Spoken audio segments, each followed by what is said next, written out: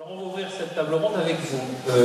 Gérald Desvins, vous êtes le président fondateur de l'Abélien Sud-Ouest. On dit maintenant l'Abélien Agri de 2013, c'est 2014, 2015, d'accord. Mais 2013, c'est la date de naissance. C'est effectivement notre premier véhicule d'investissement. Alors présentez-nous donc votre société, qui est une société dédiée à l'investissement dans l'agriculture. Bonjour à toutes et à tous. Donc effectivement, l'Abéliance est une démarche initiée particulièrement à la demande des éleveurs. La demande principale vient de l'élevage. C'est une filière qui a du mal à renouveler ses hommes et à développer ses entreprises.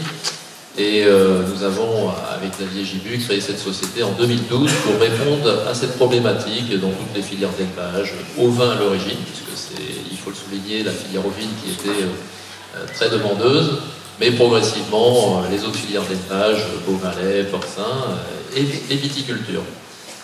Donc je dirais que parmi nos spécificités, il y a l'idée d'accompagner prioritairement des jeunes agriculteurs, même si force est de constater qu'aujourd'hui nous accompagnons pas mal de projets de développement en fait, d'accompagner ces agriculteurs jeunes ou en développement de manière temporaire, c'est-à-dire qu'on n'est pas là pour s'inscrire durablement au sein des exploitations agricoles, mais vraiment assurer un portage temporaire pour permettre à l'exploitant vraiment d'avoir un effet de levier dans son installation, dans son projet de développement et d'être plus serein, plus sécurisé dans son projet. Donc tout ce projet, nous l'avons préparé avec un certain nombre d'instances, jeunes agriculteurs, champs d'agriculture, SAFER, etc., pour, je dirais, prendre en considération les priorités, les critères un peu d'installation, les critères de renouvellement des hommes. Vous l'avez souligné au début de cette formation, il y a en France un nombre d'entreprises agricoles considérable à transmettre.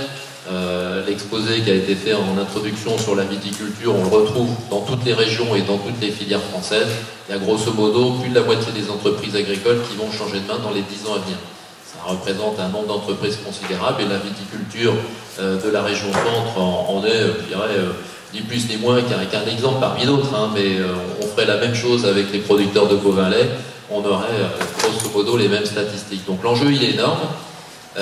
Et il est vraiment d'installer des jeunes ou d'accompagner des projets de développement avec une approche, on va dire, un petit peu plus moderne du plan de financement. Mais c'est pas qu'un plan de financement, c'est aussi tout un accompagnement, puisqu'une de nos spécificités... Technique et financier. Exactement. C'est de travailler avec des structures professionnelles partenaires de notre dispositif qu'on appelle GUFA, Groupement d'utilisation de financement agricole. On retrouve dans les GUFA des coopératives, mais on retrouve aussi les SAFER, on retrouve certaines chambres d'agriculture très impliquées. Et donc ce qu'on attend de ce partenaire filière, nous, et particulièrement notre comité d'investissement, c'est d'avoir un regard technique pointu sur le projet de ce jeune ou de cet agriculteur en développement, et d'accompagner à nos côtés cet exploitant pendant les 8 à 10 années de portage. Donc parce que le pivot, c'est bien l'exploitant, son professionnalisme, son savoir-faire. On l'a bien constaté dans la première table ronde.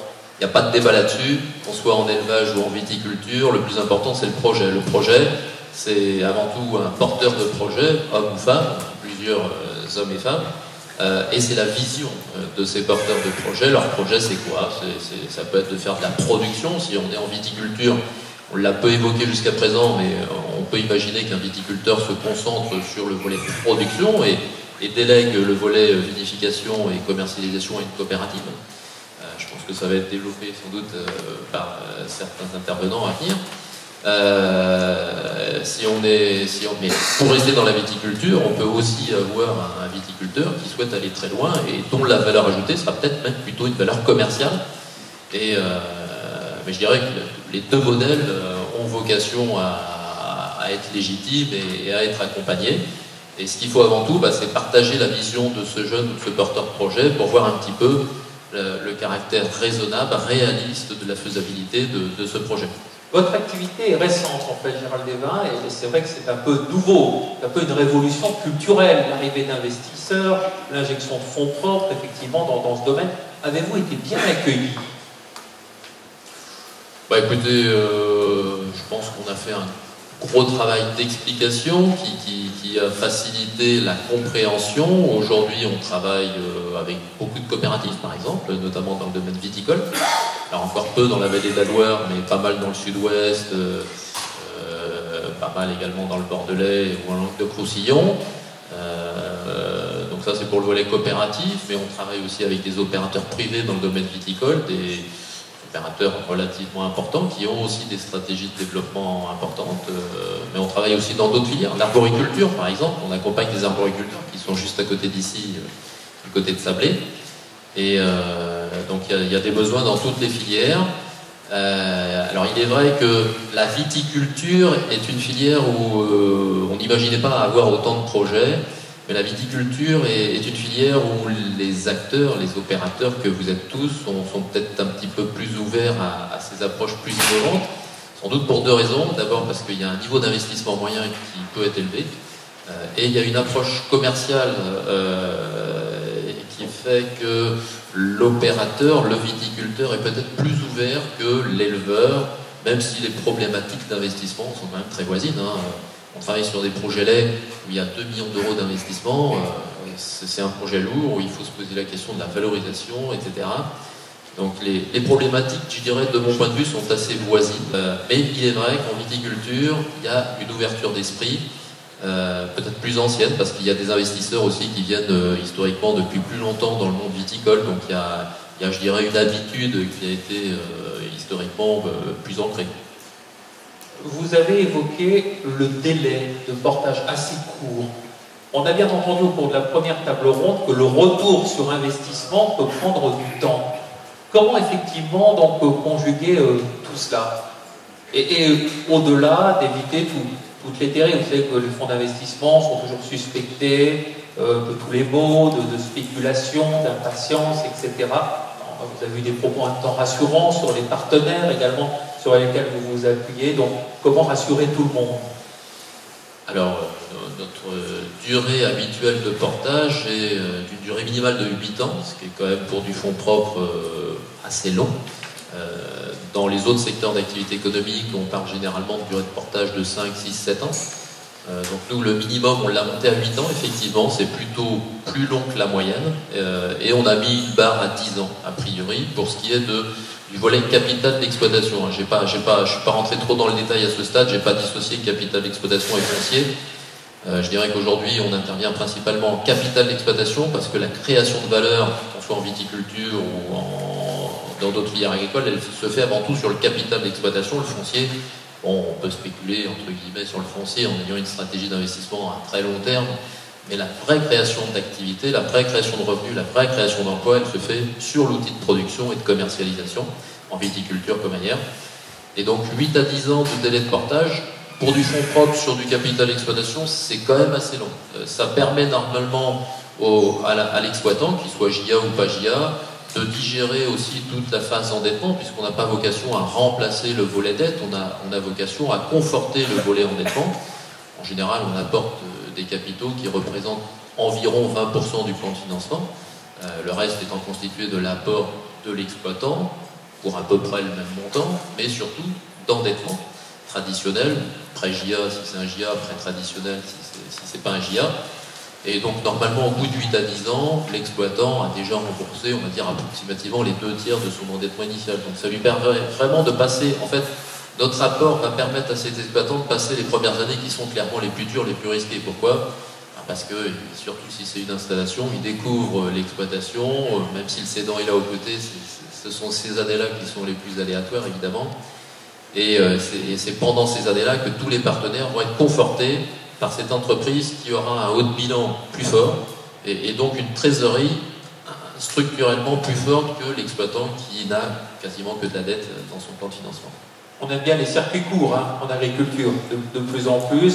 Vous êtes un circuit court entre les investisseurs et les agriculteurs en recherche de fonds propres. C'est un petit peu ça, effectivement, avec une différence par rapport au modèle qui a été présenté par la société Ampelio, c'est-à-dire que nous, on souhaite qu'il y ait, dans la mesure du possible, un écran entre l'exploitant et l'investisseur, c'est-à-dire on n'a pas trop envie que l'investisseur vienne au quotidien mettre son nez dans l'exploitation. C'est vraiment le projet d'un porteur de projet Donc c'est une vision complémentaire. Hein. On peut avoir des investisseurs beaucoup plus actifs qui, eux, au contraire, ont envie de mettre leur nez et voir les mains dans la machine. Nous, ce qu'on souhaite, c'est que ça reste le projet d'un porteur de projet et qu'on amène un effet de levier financier. L'appui technique, chez nous, c'est plutôt le CUFA, c'est-à-dire la coopérative ou les partenaires de la filière. Et celui qui est aux manettes, aux commandes au quotidien, c'est clairement l'exploitant, qu'il soit GIA ou pas GIA. Le relais le plus présent après, c'est le CUFA, et puis nous, on est là. Et l'investisseur, il vient parce que il a une appétence quand même forte pour le monde agricole viticole. Alors, il est vrai qu'en plus, la viticulture, c'est plus facile à vendre aux investisseurs financiers que l'élevage porcin, même si en France, il faut accompagner les deux. La France agricole a besoin des deux. C'est vrai que la viticulture est un modèle plus facile à vendre. Mais en tous les cas, on souhaite qu'il y ait quand même une certaine étanchéité, même si on est très content de présenter des projets à des investisseurs. Ça doit rester l'exploitation d'un viticulteur chez lui, maître de son exploitation. Au début de cet entretien, vous avez parlé de l'élevage, donc c'était votre secteur de prédilection au départ, mais vous faites une percée dans le secteur viticole.